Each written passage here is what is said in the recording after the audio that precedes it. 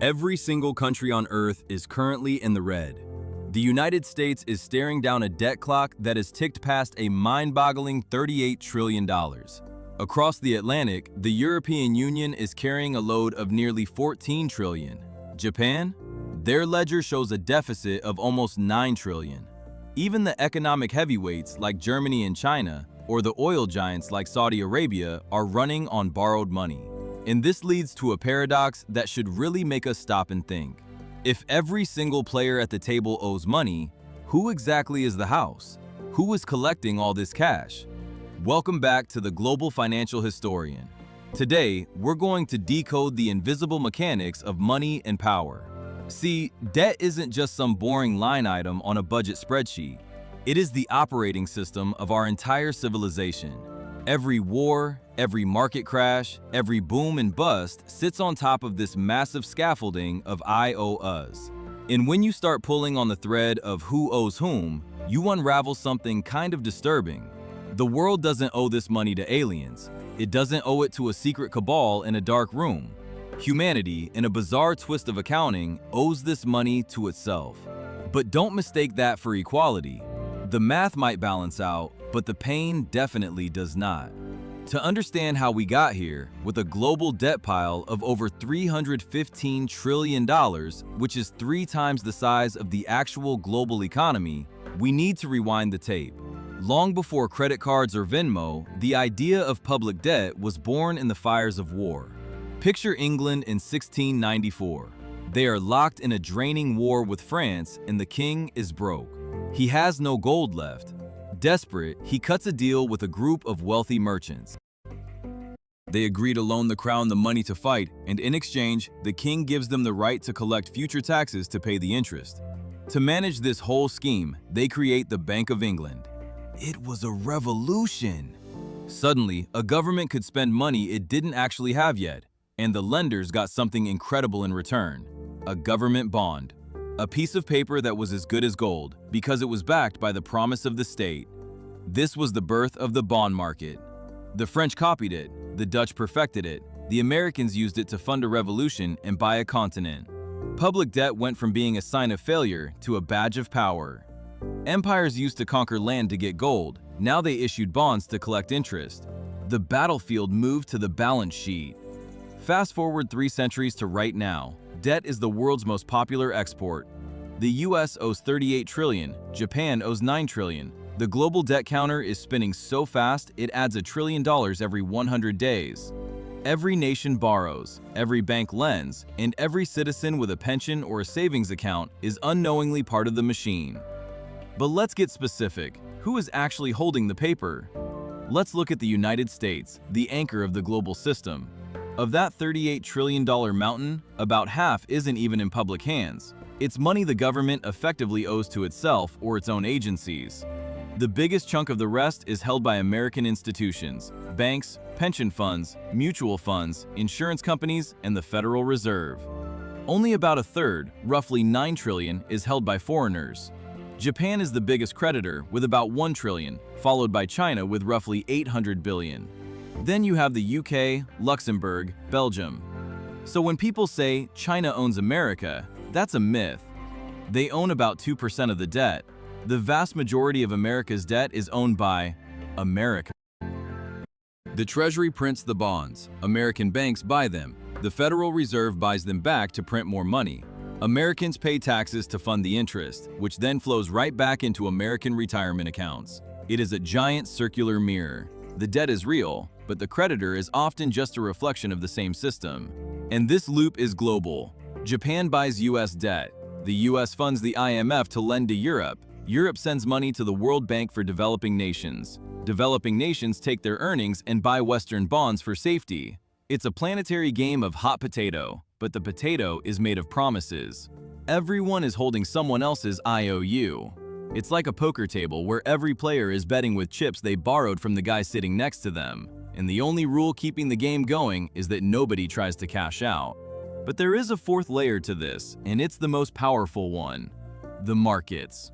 Behind every government bond is a network of massive institutions, hedge funds, pension funds, central banks managing tens of trillions of dollars. These are the true gatekeepers. They decide who gets to borrow cheap and who has to pay a premium to survive. If they lose confidence, currencies crash, governments fall, and economies get rewritten overnight. Democracy might decide who sits in the palace, but markets decide if the lights stay on. And the ultimate player here is the central bank. They don't just manage debt, they conjure it. Every time the Federal Reserve or the ECB buys bonds, they create new money out of thin air to do it. One guy's debt becomes another guy's asset. Every dollar in your pocket is essentially a token of debt owed by someone else. Modern money is debt. You can't separate them. For decades, this engine has run on one fuel: trust. As long as investors believe the government will pay the interest, the machine spins. But we have seen what happens when that trust snaps. Look at Greece in 2010. Their debt became unpayable. Bondholders panicked. The rescue package came with brutal austerity, tax hikes, slashed pensions, mass unemployment. Bailout became a dirty word. In Argentina, repeated defaults turned debt into a national curse. In Sri Lanka, when foreign currency ran out, the government collapsed. When the system breaks, the invisible creditors suddenly become very visible. The IMF, rating agencies, anonymous bondholders holding nations by the throat. And yet, even after a crash, the system reboots. New loans replace the old ones. The machine restarts. Why? Because in the 21st century, debt isn't meant to be repaid. It is meant to be refinanced. Governments don't actually plan to pay off their national debts. Not now, not ever. This isn't a conspiracy theory. It's standard policy. When you take out a mortgage, you pay down the principal. Governments just issue new bonds to pay off the old ones. It's called rolling over. The interest becomes the real product. Rent paid for stability. The global economy is like a shark. It has to keep swimming or it dies. The system runs on confidence, not repayment. The US will never write a check for $38 trillion to clear the books. It will refinance it forever. Japan has a debt load of 250% of its GDP, yet investors still line up to buy its bonds. Why? Because they aren't looking to get their money back. They are looking for a safe place to park it. Government debt is the safest collateral in the world. U.S. Treasuries are the bedrock of the global financial system. They sit in pension funds. Banks use them to trade. If Washington actually paid off its debt, the world would lose its most trusted asset. The supply of safe dollars would vanish, causing a collapse. The system needs the debt to exist. So governments oblige. They keep issuing bonds, pulsing debt through the veins of the economy like a heartbeat. That is why, when politicians talk about paying off the national debt, they are selling you a fantasy. The goal isn't to get to zero. The goal is to keep the debt sustainable, so people keep believing in it. Because if belief fades, the math stops working, confidence crumbles, interest rates spike, and the whole economy stalls out. The secret of sovereign debt is that it was never a loan to be returned. It's a closed loop of trust. As long as we all agree to believe in the value of these promises, the numbers can go up forever. But trust is distributed unequally. When we say we owe it to ourselves, that's only half true. Interest payments transfer wealth from taxpayers and workers up to the institutions and investors who own the debt. Debt acts as a siphon, moving resources from the many to the few. That is why global inequality and global debt rise together. The system pays those who own the debt and taxes those who service it. If this sounds familiar, it's because it's the same story you see in your own life, just magnified to the size of the planet. Creditors and debtors are locked together. But when the engine runs out of fuel, when new borrowing can't keep up with old promises, that is when the abstract question of who do we owe becomes a personal crisis. Ultimately, there is no single villain at the top of the pyramid. It isn't China, it isn't Wall Street, it isn't the IMF, it is the system itself. We have turned debt into money. Governments issue it, banks multiply it, investors trade it, and we all depend on it. The line between owing and owning has blurred beyond recognition.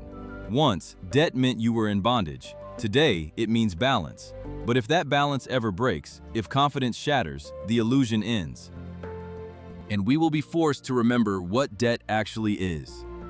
a promise that cannot be kept forever. If this gave you a new perspective on the money in your pocket, hit subscribe. History has the answers. I'll show you where to look.